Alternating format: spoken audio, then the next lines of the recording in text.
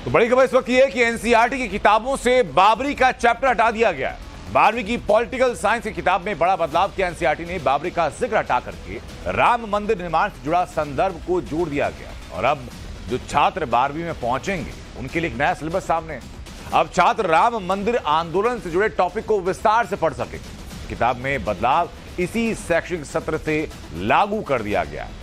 किताब के चैप्टर में 8 में से अयोध्या विध्वंस का रेफरेंस हटा दिया गया। बड़ी खबर यह कि अयोध्या विध्वंस की विरासत क्या है, इसको बदल करके राम जन्मभूमि आंदोलन की विरासत क्या है, ये टॉपिक ऐसे बदल दिया गया।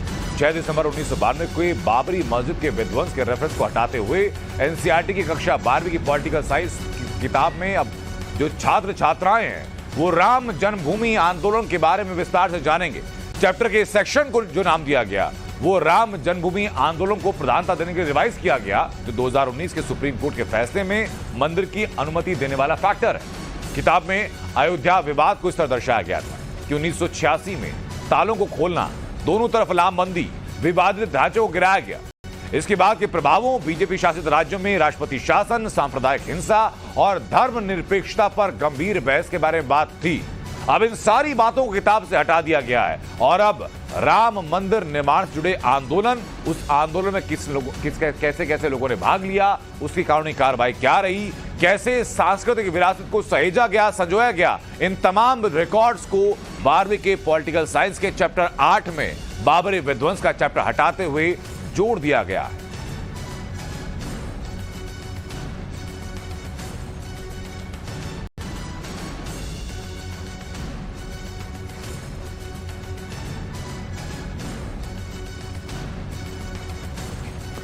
तो ये महज एक खबर नहीं है, ये एक बड़ा बदलाव है जिसका इंपैक्ट आने वाले सालों में आने वाली पीढ़ियों पर पड़ेगा। लेकिन अब आपको विस्तार से समझाते हैं कि आखिर क्या क्या बदला गया और क्या क्या हटा दिया गया, उसको सिलसिलेवार तरीके से एक एक करके अब जरा आप समझिए। 12वीं के पॉलिटिकल साइंस के चैप्टर 8 का नाम था अयोध्या विध्वंस की विरासत क्या है। इसे बदल दिया गया और बदल करके राम जन्मभूमि आंदोलन की विरासत क्या है ये नाम दिया गया। अब आपको पूरा पैराग्राफ जरा हम दिखाते हैं, जिस पैराग्राफ को हटा करके नया पैराग्राफ कर दिया गया। पहले क्या था, अब क्या था, ये दोनों जरा आप मेरे दाईं तरफ चल रहे ग्राफिक से समझिए। दिसंबर 1992 में अयोध्या में विवादित ढांचा यानी बाबरी मस्जिद के नाम से जाना जाता है, उसके विध्वंस के कई घटनाओं का समापन हुआ। इस घटना से देश की राजनीति में कई बदलाव हुए। भारतीय राष्ट्रवाद और धर्मनिरपेक्षता की प्रकृति के बारे में बहस तेज हो गई। ये विकास भाजपा के उदय और हिंदुत्व की राजनीति से जुड़े हैं, इसको हटा दिया गया। अब लिखा क्या गया, अब जरा वो समझिए। अयोध्या में राम जन्मभूमि मंदिर को लेकर सदियों पुराना कानूनी और राजनीतिक विवाद भारत की राजनीति को प्रभावित करने लगा, जिसने विभिन्न राजनीतिक परिवर्तनों को जन्म दिया। राम जन्मभूमि मंदिर आंदोलन केंद्रीय मुद्दा बनकर धर्मनिरपेक्षता और लोकतंत्र पर प्रवचन की दिशा बदल गया। इन परिवर्तनों का समापन सुप्रीम कोर्ट की संवैधानिक पीठ के फैसले, जो कि 9 नवंबर 2019 को घोषित किया गया, उसके बाद अयोध्या में राम मंदिर के निर्माण के साथ ये वो पूरा बदलाव जिसको कि सुप्रीम कोर्ट के फैसले का हवाला देते हुए एनसीईआरटी की पॉलिटिकल साइंस की किताब में किया गया। हमारे सहयोगी रविकांत राय जुड़ चुके हैं। रविकांत, ये जो बदलाव किया गया, इसके पीछे की एनसीईआरटी की ने वजह क्या दी है और बदलाव किस अंश में किया गया है? देखिए, बदलाव की दो बड़ी और महत्वपूर्ण वजह हैं, क्योंकि जो पूरा विवाद था वो उसका समाधान हो चुका है, भव्य राम मंदिर का निर्माण हो चुका है। एनसीईआरटी ने जो तर्क सामने रखे हैं उसमें यह कहा गया है कि जो बातें पहले पढ़ाई जाती थी उससे समाज में एक तरीके से दो समुदायों के बीच में वैमनस्यता की भावनाओं को दिखाया गया था और किस तरीके से ये सांप्रदायिक संघर्ष जो है वो लंबे समय तक चला, उसकी बातें जो है पीढ़ियों को पढ़ाई जाती थी। लेकिन अब सुप्रीम कोर्ट के फैसले के बाद भव्य राम मंदिर का निर्माण हो चुका है और ऐसे में अब राम मंदिर जो सांस्कृतिक विरासत है उसको लेकर किस तरीके से आंदोलन चला, उत्तर से लेकर दक्षिण तक कैसे लोग एकजुट हुए और भारत की संस्कृति क्या है और उस संस्कृति में राम का महत्व क्या है, उन तमाम लीगल पहलुओं को कैसे सुनते हुए एएसआई के जो सर्वे कराए गए, जो तमाम एविडेंस थे, उसको सुप्रीम कोर्ट ने कैसे अपने संज्ञान संज्ञान में लिया और उसके बाद ये नतीजा हुआ कि सर्वसम्मति से ये फैसला लिया गया कि वहां पर यानी अयोध्या में जहां पर भगवान राम का जन्म हुआ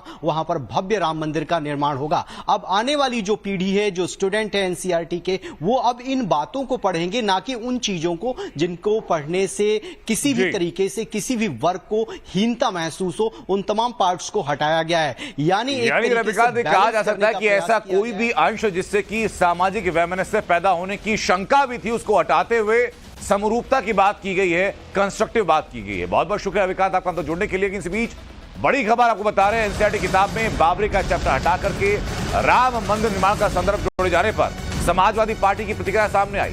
सपा के प्रवक्ता अमित जमई ने कहा कि बीजेपी शिक्षा का भगवाकरण कर रही है, साक्ष्य को बदलना चाहती है मोदी सरकार। इतिहास बनाने के लिए होता है, मिटाने के लिए नहीं। आप सुनिए जरा क्या कहा अमित जमई ने। इतिहास मिटाए नहीं जाते, इतिहास बनाए जाते हैं। और जो इतिहास साइंटिफिक प्रूफ पर आधारित हो, जो इतिहास आर्कियोलॉजिकल प्रूफ पर आधारित हो,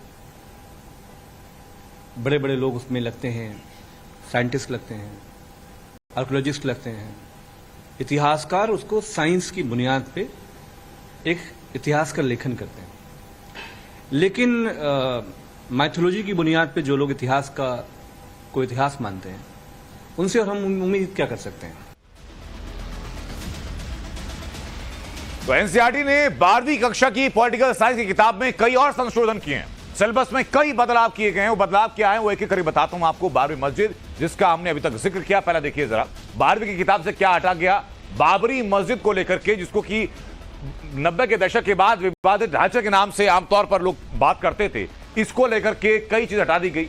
इसके बारे में हिंदुत्व की राजनीति नाम के जो सब टॉपिक्स थे, सब हेडर्स थे, उनको 12वीं की किताब से हटा दिया गया। 2002 का जो गुजरात दंगा था, गुजरात दंगे के बारे में सारी चीजें हटा दी गई हैं। और इसके अलावा अल्पसंख्यकों से जुड़े हुए ऐसे कई संदर्भ हटाए गए हैं। दलील दी गई है कि ऐसा कोई भी टॉपिक, ऐसा कोई भी सब टॉपिक, ऐसा कोई भी अंश जो कि समाज के बीच में वैमनस्य ला सकता है, उसको हटा दिया जा रहा है। इसको हटा करके समावेशी चीजें सामने लेकर के आई। लेकिन 12th की पॉलिटिकल साइंस की किताब में बदलाव, और बीजेपी ने कहा कि एनसीईआरटी ने जो उचित समझा वो किया।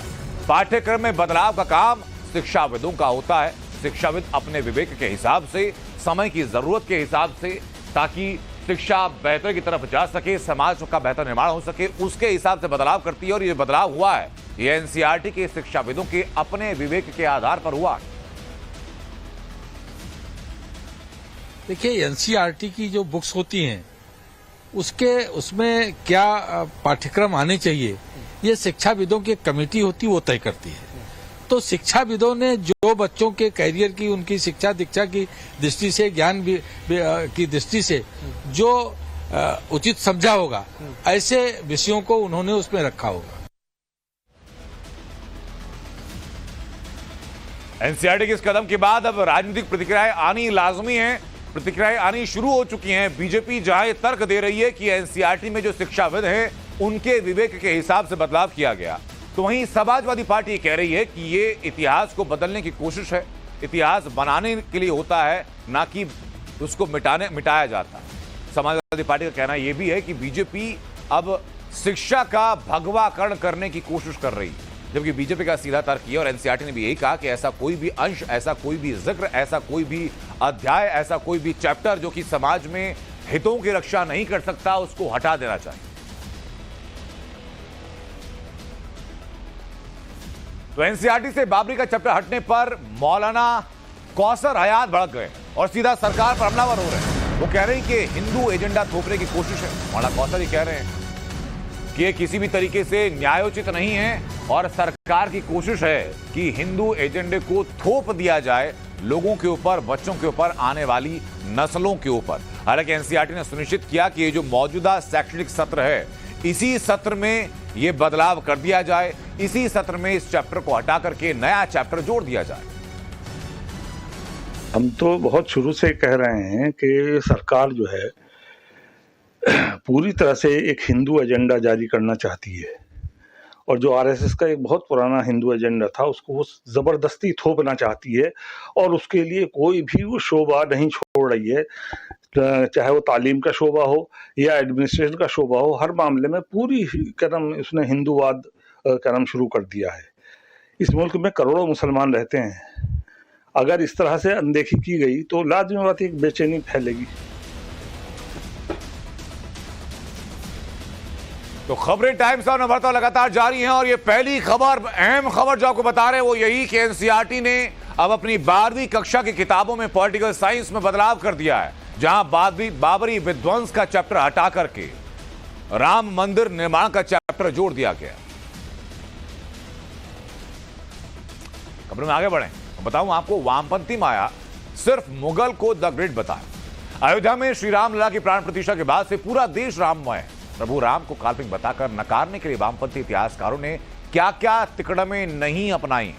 हिंदुओं के आराध्य देवों के अस्तित्व पर सवाल निशान लगाने के लिए कई किताबें लिखी गई, जो दुर्भाग्य से बाद में स्कूल और कॉलेजेस के पाठ्यक्रमों का हिस्सा बन। कैसे कम्युनिस्ट माइंडसेट ने इतिहास से छेड़छाड़ की, अब जरा उस चैप्टर पर सामने आता है। सनातन के प्रतीक चिन्हों को बदनाम करने की साजिश का आरोप लगाया गया।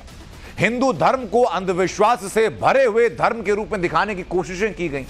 भारतीय वीरों, भारतीय राजाओं और उनके साम्राज्य के इतिहास को छुपाया गया। इतिहास की किताबों में मुगलिया काल का महिमा मंडन किया गया। अयोध्या के विवादित ढांचे को लेकर के मनगढ़ंत कहानियां लिखी गई। गैर वामपंथी इतिहासकारों को बढ़ने नहीं दिया गया। यह पूरा एक स्ट्रक्चर डेवलप किया गया था ताकि किसी भी तरीके से एक वर्ग विशेष को दबाया जाए और एक खास मानसिकता को आगे बढ़ाया जाए।